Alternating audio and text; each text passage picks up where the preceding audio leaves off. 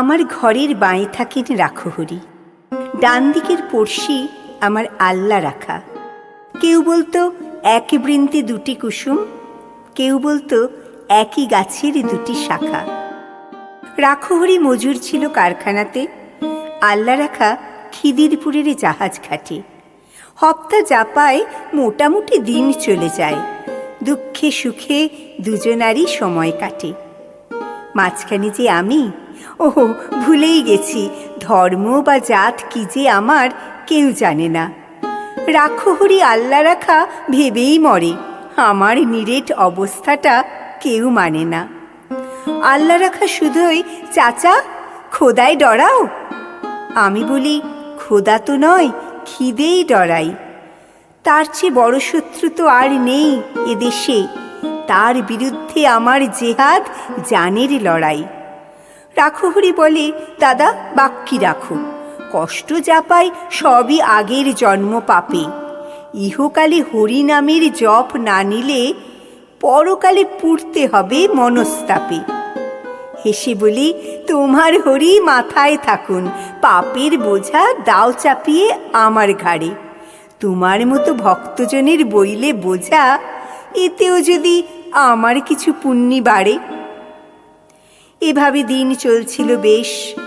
হঠাৎ সেদিন হিস হিসিয়ে সাপের মতো গুজব ছড়ায়, পীর সাহেবের মাজারে এক মরা শুয়োর, মরা গরুর শিং পড়েছে বামুন পাড়ায়। ছড়িয়ে গেল দাঙ্গা দাবানলের মতো, আল্লা রাখা লাফিয়ে এলো সরকি হাতে।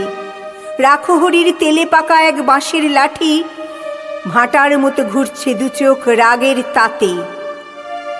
দুহাত ধরে বোঝাই ওদের হচ্ছেটা কি, যাচিয়ে দেখো এসব খবর সত্যি কিনা। আল্লা রাখা বলল কাফের হাট যাভি, ম্লেচ্ছ, চেঁচায় রাখহরি আর ছুবি না। রক্তগঙ্গা বইল আমার চোখের আগে, জখম হয়ে জ্ঞান হারালাম পথের ধারে। ততক্ষণে ওরাও দুজন ভূতলশায়ী, পরস্পরের সরকি এবং লাঠির মারে। কার যে কত রক্তে সেদিন ভিজল জমি, হিসেব তো নেই, দুটোই যে লাল আর যা জানি। রাখহরি কাতরে ছিল জলের তরে, আল্লা রাখা চাইছিল এক আঁজলা পানি। বহু বছর লাগলো আমার ঘা শুকোতে, দেহেরটা নয় মনের ঘাটাই আসল দাগা। ঘরে যে যাই এই ইচ্ছাটাও আর ছিল না, ফিরব কোথায়, ঘর তো আমার আগুন লাগা। তবু সেদিন চাইল কি মন গেলাম ফিরে। আকাশটা নীল, অলস দুপুর, ওই সে পাড়া, উড়ছে ফড়িং, কোথাও গ্লানির চিহ্ন তো নেই, ইতস্তত ভাঙা বাড়ির দেওয়াল ছাড়া।